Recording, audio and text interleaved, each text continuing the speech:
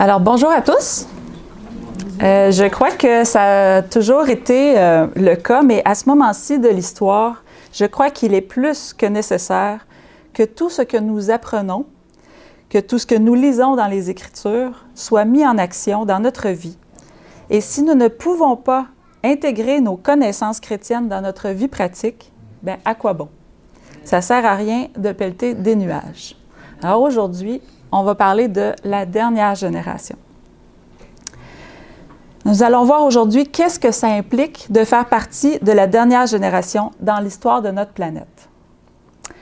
Alors, on a lu tout à l'heure dans le seul chapitre du livre de Jude, mais on va le relire ensemble parce que c'est un très beau texte. Donc, c'est juste avant l'Apocalypse, Jude, versets 24 et 25. Or, à celui qui peut vous préserver de toute chute et vous faire paraître devant sa gloire, irrépréhensible et dans l'allégresse, à Dieu seul, notre Sauveur, par Jésus-Christ notre Seigneur, soit gloire, majesté, force et puissance, dès avant tous les temps, et maintenant, et dans tous les siècles. Amen. Donc, il y a tellement de théologie juste dans ce bref passage. On va l'étudier un petit peu plus ensemble, qu'est-ce que ça veut dire. Alors, celui qui peut nous faire paraître debout, donc sans faute, irrépréhensible, irréprochable, dépendamment des versions de la Bible que vous avez. Mais qu'est-ce que c'est ça, irrépréhensible?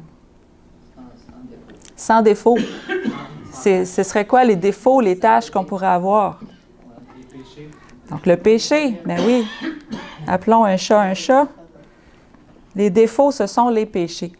Donc, à celui qui peut nous faire paraître sans péché et dans la joie, à Dieu seul, à Dieu seul notre Sauveur, par Jésus-Christ notre Seigneur, soit gloire, majesté, etc., etc. Alors, même si ça paraît impossible, bien, c'est vrai. Et nous devons l'accepter par la foi de Christ.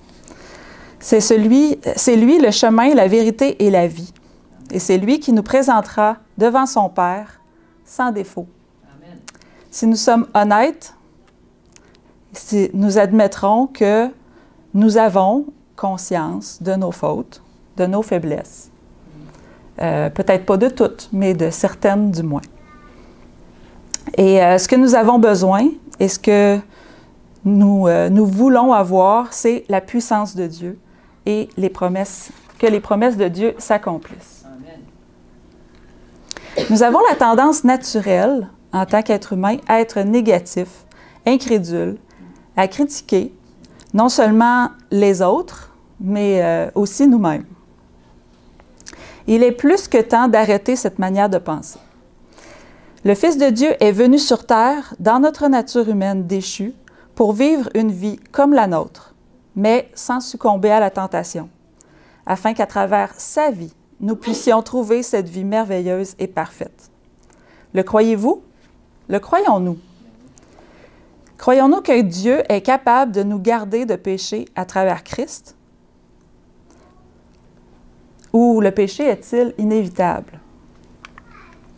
Dans Romains 3, verset 23, il est dit « Car tous ont péché et sont privés de la gloire de Dieu. » Mais ça ne dit pas que tous continueront de pécher et d'être privés de la gloire de Dieu. Ça dit juste que nous avons un problème et que nous avons besoin d'un remède. Pour craindre Dieu et lui donner gloire, comme dans le message du premier ange, nous devons nous abandonner à lui, nous soumettre. Nous ne pouvons plus vivre une vie hédoniste, donc une vie centrée sur nous-mêmes, complètement absorbée par nos propres besoins, nos propres pensées, nos propres sentiments, et oublier les autres. Nous devons aimer comme Dieu aime. Dieu doit être révélé en nous et à travers nous. Nulle part dans les Écritures est-il écrit que c'est par notre propre force que nous devons obtenir la victoire sur les tentations. Plusieurs, néanmoins, pratiquent ceci et entrent dans un cycle de péché, conversion, confession, péché, confession, péché, confession, et aucune victoire. Dieu veut nous libérer de ce cycle et nous libérer pour de bon. Mais qu'est-ce qu'on peut y faire si nous avons tous péché et sommes privés de la gloire de Dieu? Mais Jésus nous dit, dans Jean 15, verset 5, « Car sans moi, vous ne pouvez rien faire. » Donc, qu'est-ce qu'on peut faire sans Jésus? Rien. Rien, c'est pas mal, pas grand-chose. Mais Paul rajoute, dans Philippiens 4, verset 13, « Je puis tout par celui qui me fortifie. » Et tout, c'est tout. Tout, c'est tout ce qui est en accord avec le caractère et la volonté de Dieu. Croyons-nous vraiment les promesses de Dieu? Toutes choses sont-elles possibles avec Dieu à travers Christ? Est-ce que la victoire sur le péché est vraiment possible?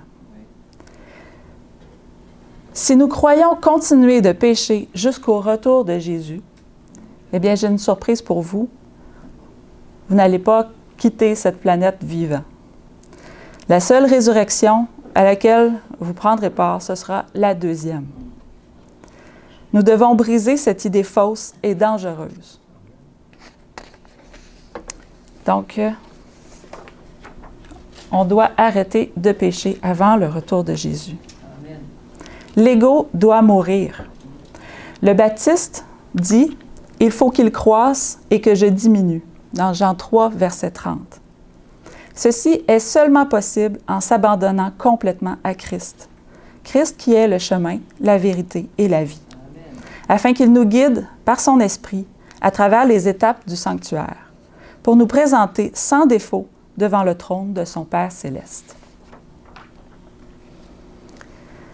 Dans Galates 5, verset 16, il est dit « Marchez selon l'esprit et vous n'accomplirez pas les désirs de la chair. » Mais qu'est-ce que sont les désirs de la chair? C'est tout ce qui est contraire au caractère de Dieu. Le caractère de Dieu, c'est l'agapé. Dieu est amour.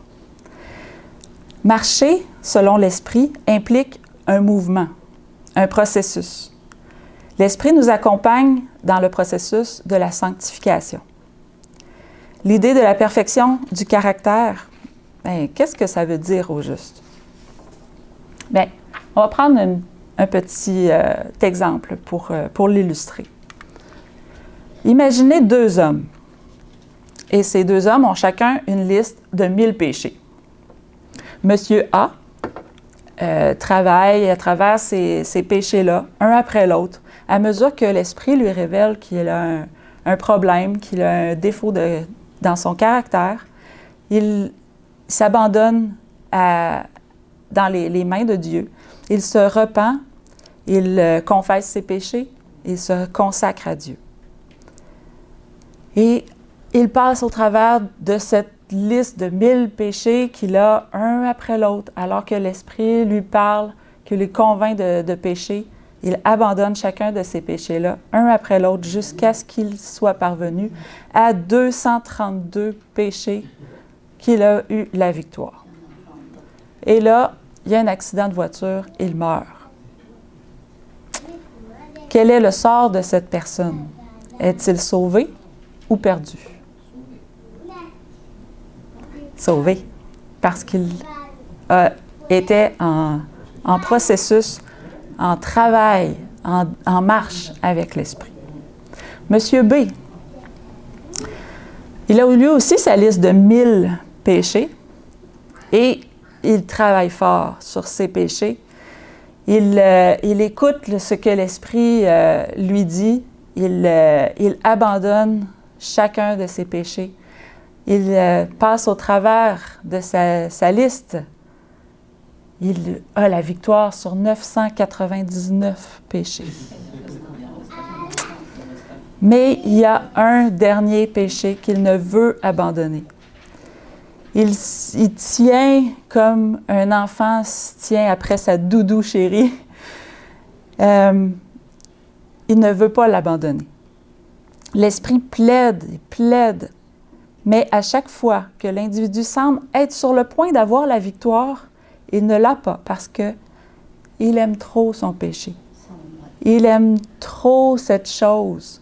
C'est trop beau, ça sent bon, ça goûte bon, ça sonne bien, ça lui fait se sentir bien. Cet individu meurt. Quel est le sort de cette personne? Est-il sauvé ou perdu?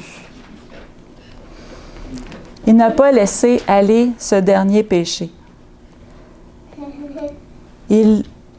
Est-ce le péché contre le Saint-Esprit? Lorsque l'Esprit nous parle et qu'on ferme la porte et qu'on dit non, je veux garder. Si nous laissons Dieu travailler en nous ce processus de sanctification, la justification tiendra. Mais si on ne permet pas à Dieu d'aller jusqu'au bout et qu'on tient quelque chose, qu'on chérit quelque chose plus qu'on chérit Dieu, malheureusement pour nous. J'ai un deuxième exemple pour vous. Un homme passe les 25 premières années de sa vie à sacrer. À sacrer. Il prend le nom de Dieu en vain. Et il est capable d'en faire des chapelets. Et tout d'un coup, il rencontre Dieu. Il vient à Christ et la lumière s'allume dans son esprit. Il comprend qu'il a besoin de repentance, de confession, de consécration. Il réalise que ce péché de sacrer, prendre le nom de Dieu en vain, blesse son Créateur. Alors, il décide de ne plus sacrer. Lorsqu'il réalise que son comportement était mauvais, il est déclaré juste comme s'il n'avait jamais sacré de sa vie, comme s'il n'avait jamais blasphémé de sa vie. Mais ça ne s'arrête pas là, parce qu'il y a le lendemain. Cet homme doit entrer en relation avec Dieu, une relation dans laquelle non seulement il a compris que ce n'était pas bien, mais qu'il a la victoire sur ce comportement tous les jours de sa vie. Et Dieu, alors, peut déclarer la justification tient. Si nous tombons comme Pierre qui s'enfonça alors qu'il marchait sur l'eau à la rencontre de Christ, nous devons encore nous repentir, confesser et nous reconsacrer. Dieu promet qu'il nous délivrera si nous l'appelons à l'aide. Et justement, c'est Pierre qui nous dit, dans 2 Pierre 2, au verset 9, « Le Seigneur sait délivrer de la tentation les hommes pieux et réserver les injustes pour le jour du jugement. » En anglais, on appelle ici les hommes pieux « the godly ». Donc, il sait délivrer les godly. Qu'est-ce que c'est pour vous, des godly?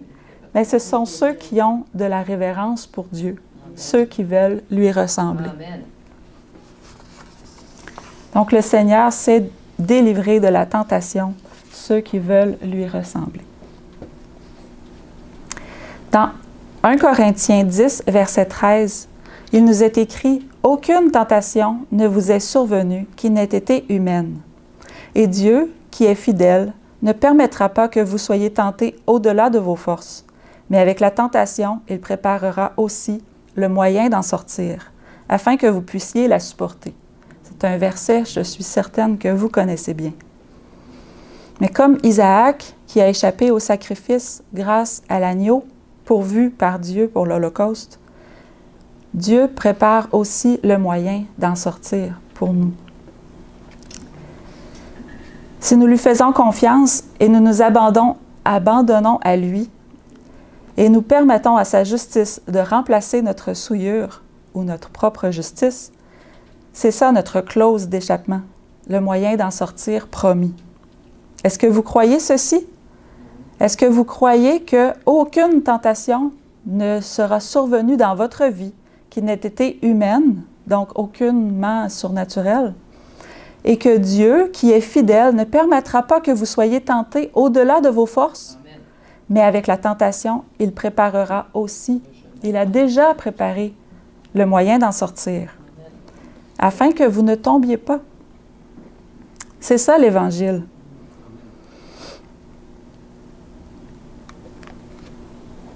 Il promet la victoire en Christ sur tous les péchés.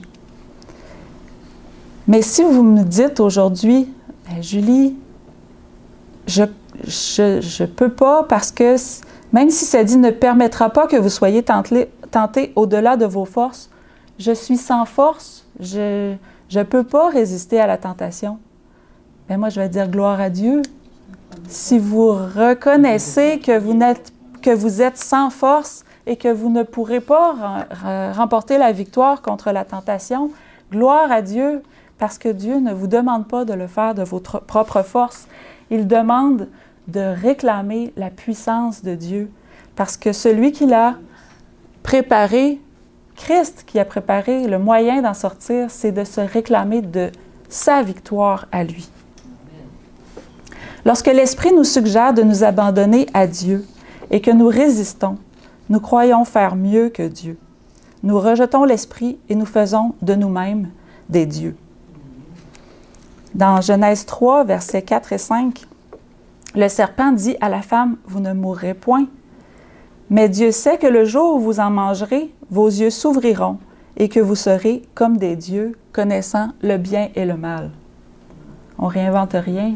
C'est toujours le même mensonge. Tout péché est blasphème contre Dieu. Mais qu'est-ce que Jésus fait maintenant? Où est Jésus? Qu'est-ce que Jésus fait maintenant?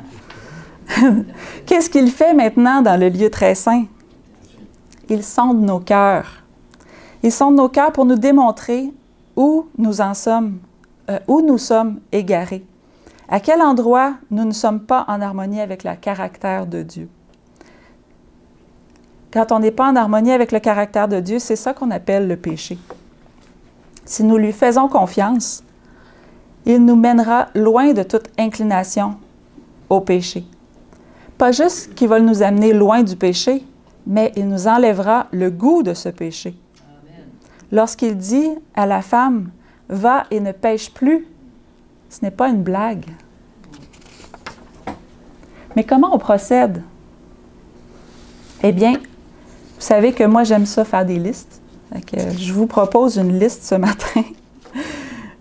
Et le premier point sur la liste, c'est une lecture qu'on voit dans Steps to Christ, page 70, qui est vers Jésus, mais je ne connais pas la page en français, alors je l'ai mis en anglais. Ellen White nous dit, « Consacrez-vous dès le matin, que ce soit là votre premier soin. Que votre prière soit « Prends-moi, ô Dieu, comme ta propriété exclusive. Je dépose tous mes plans à tes pieds. Emploie-moi aujourd'hui à ton service. Demeure en moi et que tout ce que je ferai soit fait en toi. » C'est là une affaire journalière. Chaque matin, consacrez-vous à Dieu pour la journée. Soumettez-lui tous vos plans, quitte à les délaisser ou à les exécuter selon qu'il vous l'indiquera. En vous abandonnant ainsi entre les mains du Père, votre vie sera de plus en plus façonnée sur celle de Jésus. Amen. Amen. Est-ce que vous avez remarqué, ici, ça dit « Soumettez-lui tous vos plans ». C'est ce qu'on devrait faire à chaque matin. Quand on se lève, on a une liste dans notre tête ou des fois sur papier, une petite checklist là, de toutes les choses qu'on a à faire dans la journée. Mais nos plans, ce sont nos plans. Puis la meilleure chose, c'est de demander à Dieu quels sont ses plans afin d'entrer dans ses plans.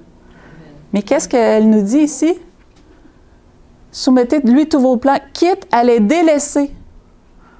Est-ce qu'on est prêt à délaisser nos plans? Même si ces plans-là sont bons, même si ces plans-là sont des choses qu'on doit faire ou qui sont importantes sur notre liste, peut-être même la priorité numéro 1 de notre journée, si Dieu dit non, on ne doit pas avancer. On doit écouter la voix de Dieu qui nous dit « J'ai des meilleurs plans pour toi aujourd'hui. Fais-moi confiance. Je sais que c'est important cette chose pour toi, mais j'ai quelque chose que tu n'as peut-être pas vu et j'ai besoin de toi à un autre endroit. » Imaginez le Créateur de l'univers, le Dieu, le Roi des rois qui a besoin de vous aujourd'hui.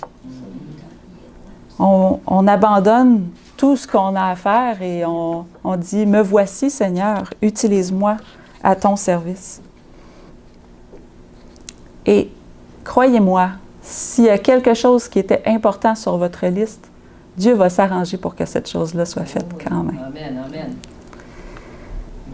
Les voies de Dieu sont mystérieuses.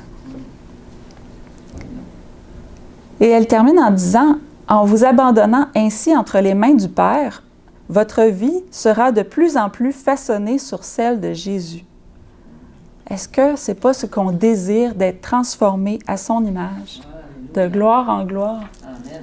Amen.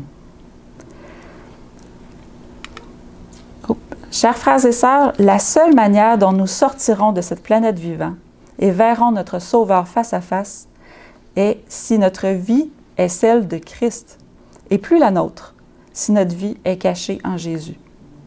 Ce n'est pas la modification de notre caractère que Dieu veut. Ce n'est pas le raffinement de notre caractère, c'est sa transformation. Le vieil homme doit mourir afin que nous puissions naître de nouveau. Et encore naître de nouveau. Et encore à nouveau. Chaque jour, comme l'offrande du soir et du matin, perpétuellement. Donc, le premier point sur ma liste, dès le matin, consacrez-vous à Dieu. Je pense que c'est une habitude qui est quand même assez facile à mettre en application. Même avant que vos yeux s'ouvrent, vous pouvez parler à Dieu.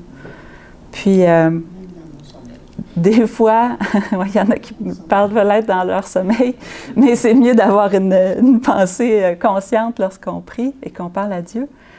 Mais des fois, ça arrive que ce qui nous réveille, c'est un téléphone ou quelque chose, une urgence. On se lève, on va faire cette chose-là, puis, oups, on a oublié la prière. Mais au moment où on se rend compte qu'on a oublié cette étape importante, cruciale pour notre journée, arrêtons tout ce qu'on est en train de faire et prions. Dès le matin, consacrez-vous à Dieu. Amen. Point numéro 2. Quand survient une tentation, priez immédiatement. N'attendez pas. Vous savez, l'armée en tout cas, je ne sais pas si c'est l'armée de chaque pays, mais l'armée canadienne, l'armée américaine, ils ont un système qui peut déceler lorsque un missile est lancé à je ne sais pas combien de kilomètres plus loin et qui a comme cible le pays, afin de l'intercepter, de faire quelque chose, de réagir. Mais bien que je ne peux pas vous dire quel est après combien de secondes ou de minutes après que le missile soit lancé qui est détecté, pas parce que je le sais ou que j'ai peur d'être obligée de me cacher parce que j'aurais révélé des secrets d'État, mais vraiment parce que je n'ai pas cette information. Mais je peux vous certifier que à partir du moment où le missile ennemi est détecté, vous avez du temps. Ce n'est pas lorsqu'il est juste au-dessus de votre tête où est-ce que là, ce serait bien de l'intercepter puis que, tout va retomber de toute façon sur votre tête. Vous avez du temps. Mais si on joue avec le péché, si on joue avec la tentation, qu'on la sent, on le sait qu'elle est là, mais qu'on n'agit pas immédiatement. On laisse le missile se rapprocher de la cible. Si on attend trop longtemps, peut-être qu'à un moment donné, on va... Parce que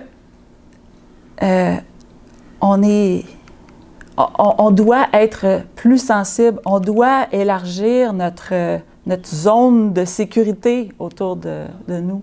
Notre radar doit être assez puissant pour pas toujours être en réaction et de voir lorsque la tentation est juste « oh », puis que c'est comme une jambette qu'on n'aurait pas vue. Il faut augmenter notre sensibilité à cette tentation-là pour la voir venir de loin. Et surtout, ne pas nous placer dans une situation où est-ce qu'on pourrait facilement être tenté. Mais sachez que notre ligne de défense, on a des alliés avec nous. Vous savez qui ils sont, ces alliés? Les anges. Des fois, on les oublie. On pense souvent aux mauvais anges. Mais vous savez qu'ils sont plus nombreux, ceux qui sont de notre côté. Alors, ils sont là, ils sont près de nous, et lorsqu'ils voient un danger, ils veulent agir. Ils veulent nous dire « Hey, réveille-toi!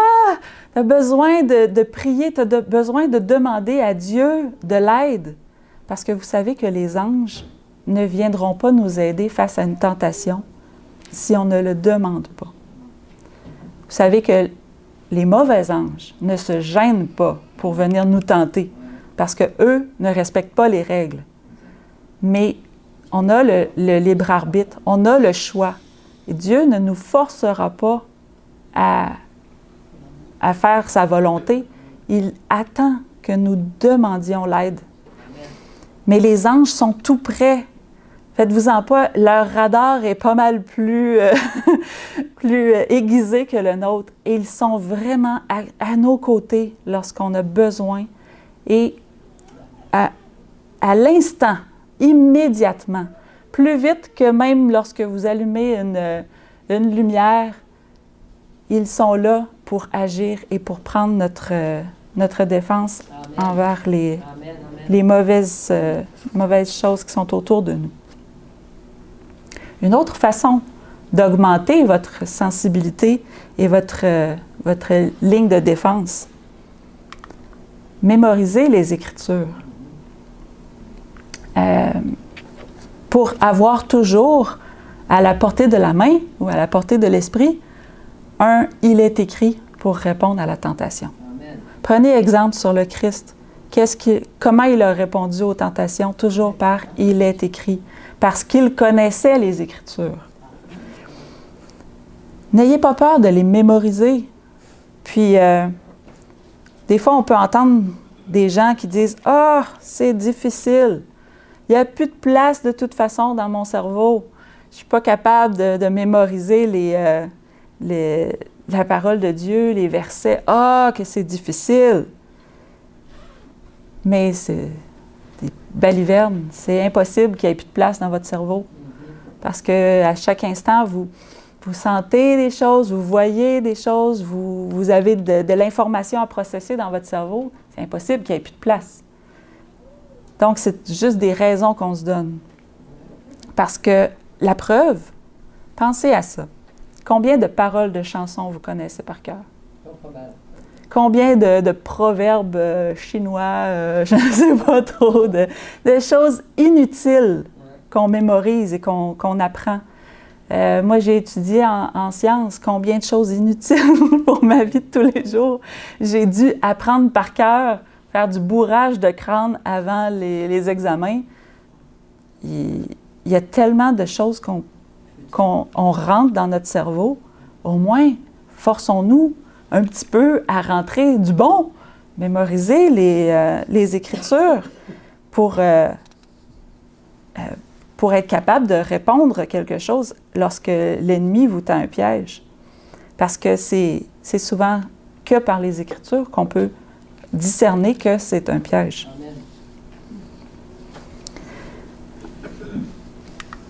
Numéro 4.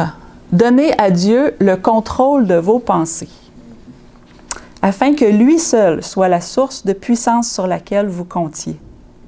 Il a promis de garder nos pensées et de combattre pour nous. Dans 2 Corinthiens 10, versets 4 et 5, il est dit « Car les armes avec lesquelles nous combattons ne sont pas charnelles, mais elles sont puissantes par la vertu de Dieu pour renverser des forteresses.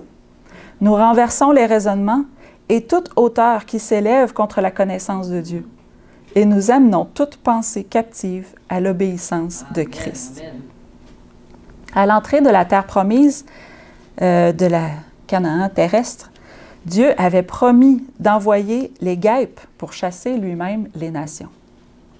Mais Israël n'aurait pas eu à combattre, juste à observer Dieu combattre pour eux.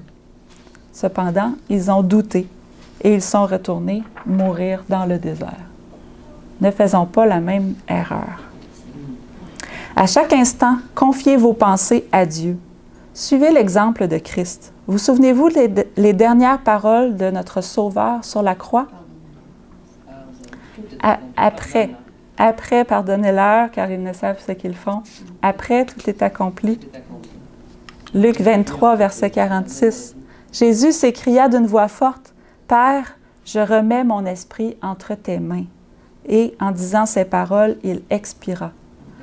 Jésus, tout au long de sa vie, a remis son esprit dans les mains de son Créateur, de son Père, et jusqu'à son dernier souffle, et même après, puisqu'il a confié son esprit dans les mains de Dieu, et Dieu ne va pas le laisser tomber. Dieu est un Dieu fidèle. On est rendu au numéro 5. Observer les lois de la santé. Ah là là, on en a parlé un peu la semaine dernière.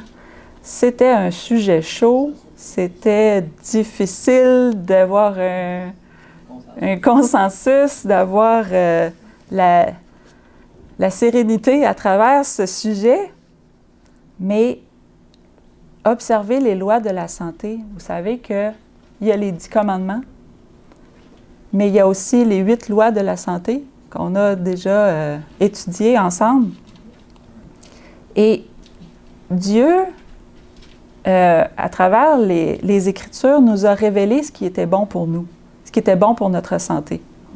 Mais à un moment de l'histoire, au début de la naissance de l'Église adventiste, du mouvement adventiste, il a été répété et approfondi ce message de la réforme sanitaire.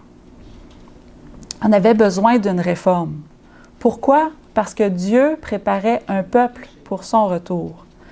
Jésus entrait dans une nouvelle phase de son ministère et il avait besoin que nous l'accompagnions dans cette phase de son ministère. Vous savez que la réforme sanitaire est souvent appelée le bras droit de l'Évangile. Vous savez que le bras droit, c'est celui qui tient l'épée de l'Esprit, qui est la parole de Dieu. Si vous avez le petit bras tout faible, vous ne serez pas capable de combattre. Alors, les lois de la santé ne sont vraiment pas à négliger. Dans Témoignages pour l'Église, volume 7, les pages 135 et 136, il n'existe pas ce livre en français, mais je l'ai traduit ici. Ellen White nous explique pourquoi c'est si important. Elle dit « Le temps est proche où, à cause de l'iniquité de la race déchue, toute la création animale gémira sous les maladies qui maudissent notre terre. Dieu donnera à son peuple la capacité et le tact de préparer une nourriture saine sans ces choses. » Donc, toutes les choses qu'elle avait énumérées avant qui ne sont pas bonnes pour nous. Laissez nos gens jeter toutes les recettes malsaines. Laissez-les apprendre à vivre sainement, en enseignant aux autres ce qu'ils ont appris. Laissez-les transmettre cette connaissance comme ils le feraient pour l'instruction biblique. Wow! D'après ce texte, la réforme sanitaire a la même importance que l'instruction biblique, aussi essentielle pour nous. Elle poursuit en disant « Laissez-les enseigner aux gens à préserver la santé et augmenter la force en évitant la grande quantité de cuisson qui a rempli le monde d'invalides chroniques. » Par le précepte et l'exemple, il est clair que la nourriture que Dieu a donnée à Adam, dans son état sans péché, est la meilleure pour l'usage de l'homme alors qu'il cherche à retrouver cet état sans péché. Est-ce que c'est ce qu'on veut, retrouver un état sans péché? Amen. Ayant les mêmes outils qui étaient à la portée d'Adam. Mais quelle était l'alimentation en Éden? On trouve ceci dans Genèse 1, verset 29.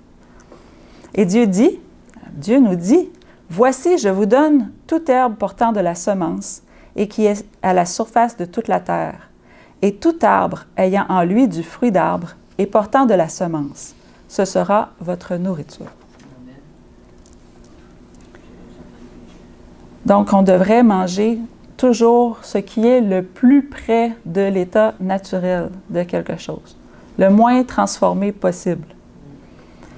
Et lorsque ce message a été donné par Ellen White, c'était juste au début de la révolution industrielle, là où est-ce que les gens préparaient encore à la maison leur repas à partir des ingrédients de base. Mais la société allait changer. Tout deviendrait automatisé, tout deviendrait fait par quelqu'un d'autre. Et quand on ne contrôle pas ce qu'il y a dans notre assiette, on peut se retrouver avec un problème. Vous savez, les rois de la terre avaient toujours un échanson et quelqu'un qui goûtait avant, quelqu'un qui s'assurait qu'il n'y avait rien de dangereux dans l'alimentation, dans leur alimentation. Est-ce qu'on est moins important que ça?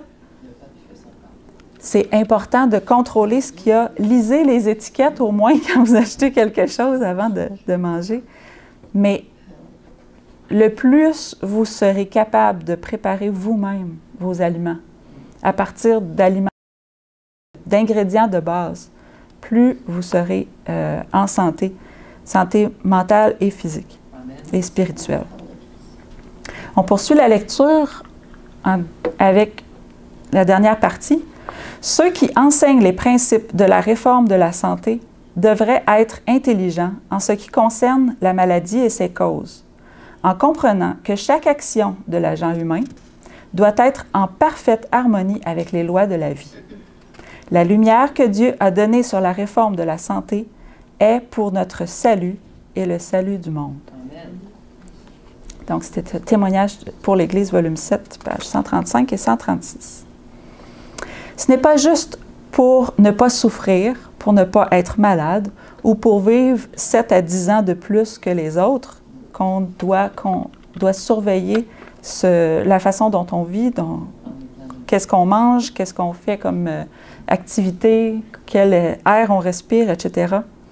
Mais c'est pour augmenter notre santé spirituelle et briser l'attrait qu'a le péché sur nous. Pas juste l'alimentation, mais tous les appétits. Tout ce qui entre dans notre corps par notre bouche, mais aussi par nos yeux, nos oreilles, etc. Ne laissez aucune emprise au malin.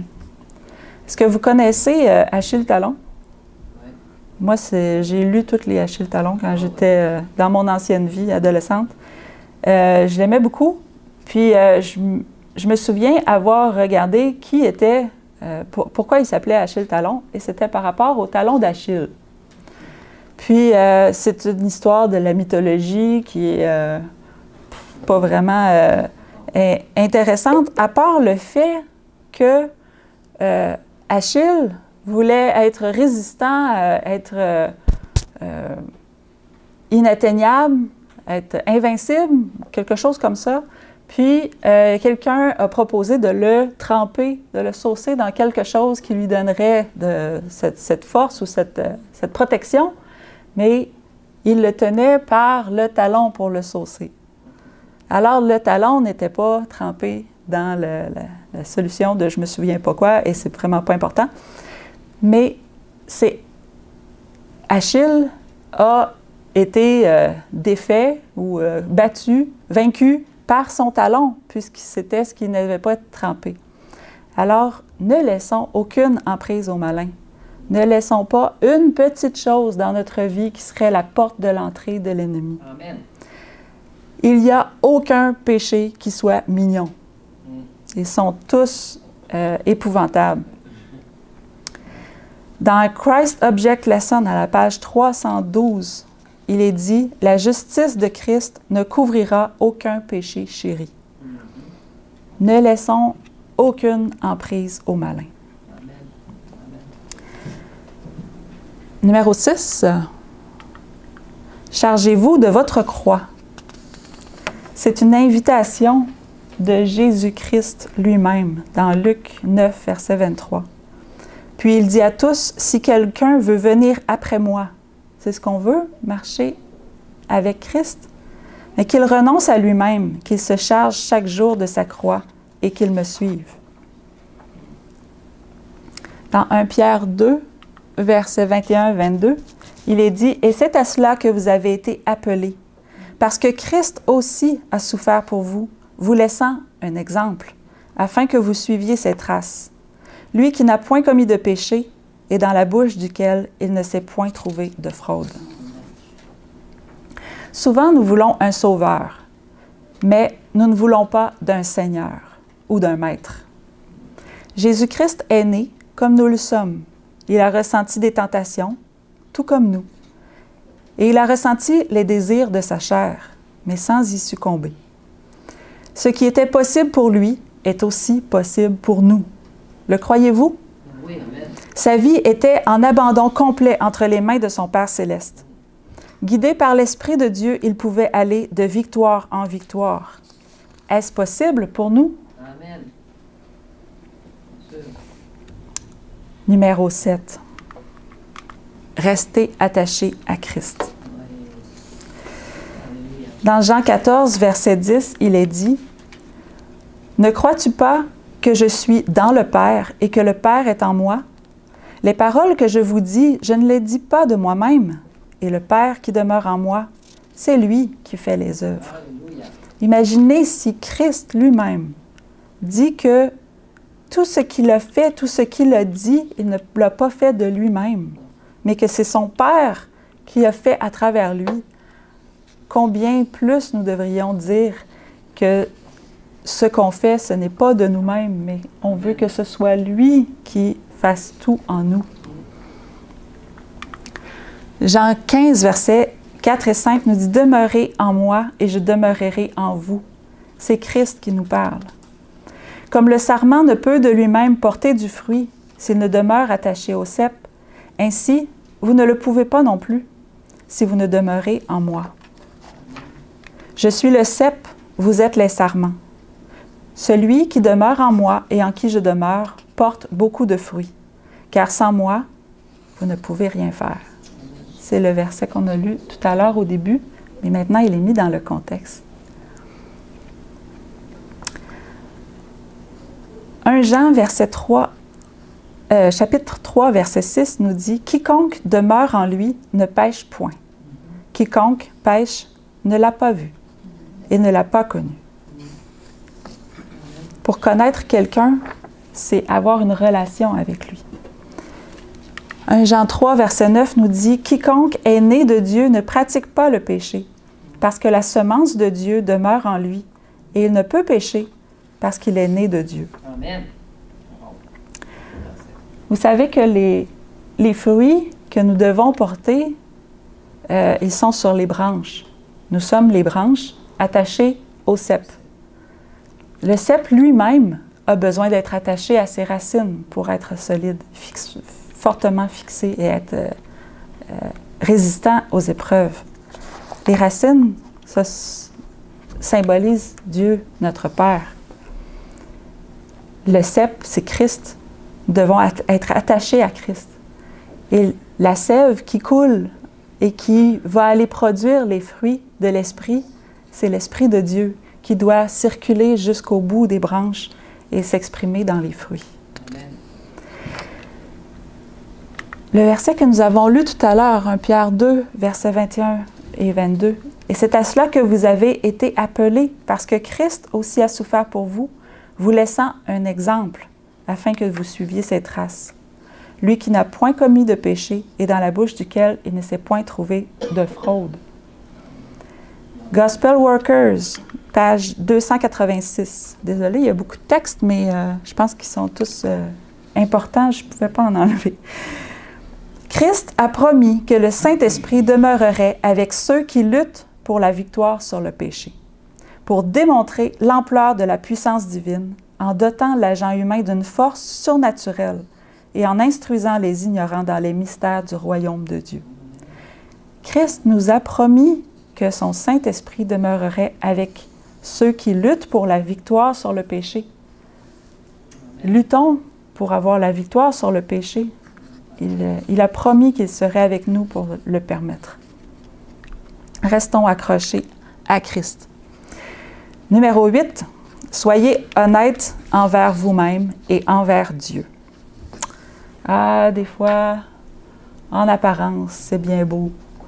On s'habille bien, on se parfume, on met notre plus beau sourire, on a nos plus belles paroles, nos plus belles actions. Mais dans le secret de notre cœur, dans notre esprit, est-ce que c'est aussi beau que ce qu'on laisse paraître à l'extérieur?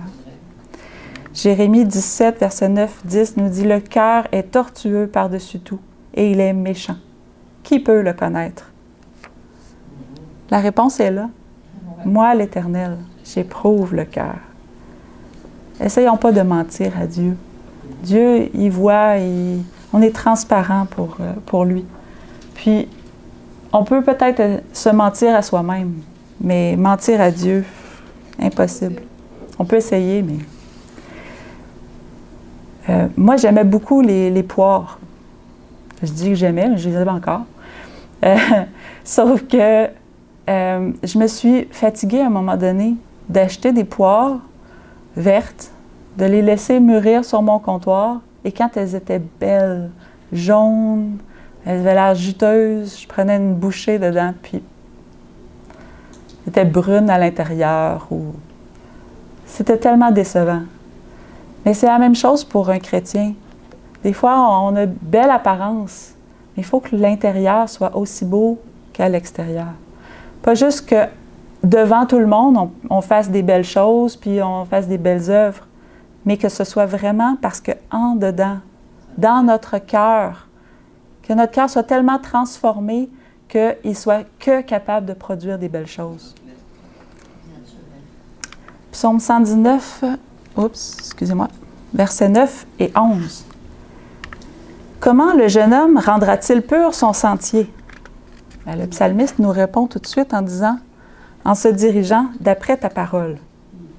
Et au verset 11, un petit peu plus loin, il dit, je serre ta parole dans mon cœur afin de ne pas pécher contre toi.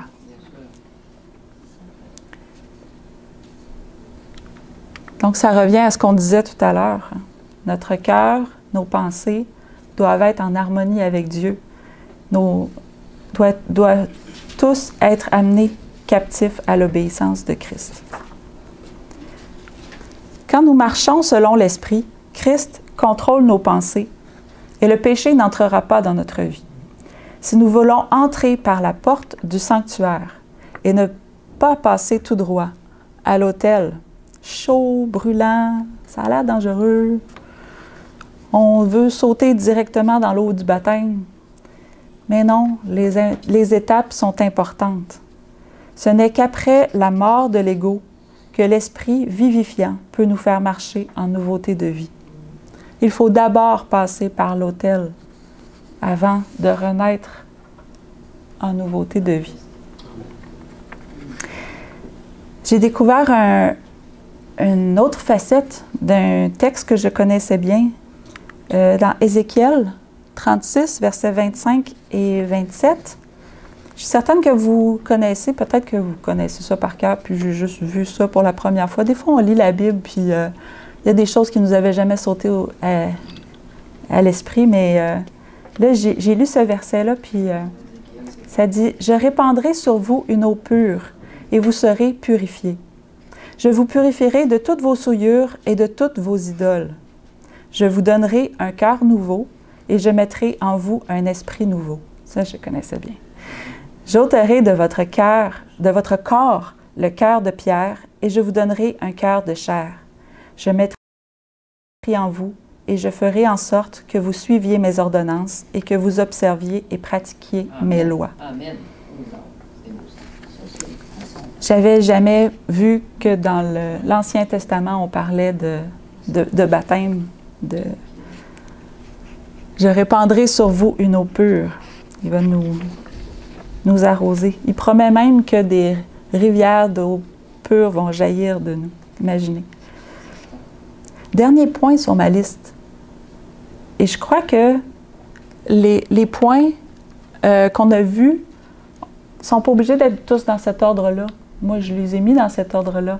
Mais si vous voulez commencer par un qui est facile, pas grave. Mais je crois que le point numéro 9, croyez les promesses de Dieu. Amen, amen. Parce que ce n'est qu'en croyant les promesses de Dieu que tout le reste peut s'accomplir en vous. Comme il est impossible de se crucifier soi-même. Je ne sais pas si vous avez déjà pensé essayer, mais une fois qu'une main est clouée sur la croix, c'est impossible de clouer l'autre. C'est impossible de se crucifier soi-même. C'est aussi impossible de ressusciter ou de naître de nouveau par soi-même.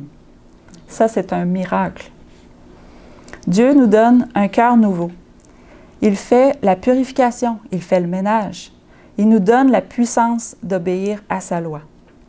Nous devons accepter par la foi de Jésus, que nous avons la victoire, parce que Christ a eu la victoire. Pas seulement individuellement, mais corporativement aussi, en tant qu'Église. Le peuple de Dieu doit avoir la victoire. Amen. Frères et sœurs, ma prière est que tous ici, et aussi ceux qui regardent en ligne, nous fassions partie de cette dernière génération et que nous puissions être présentés sans faute devant le trône de Dieu. Amen. Amen. Amen.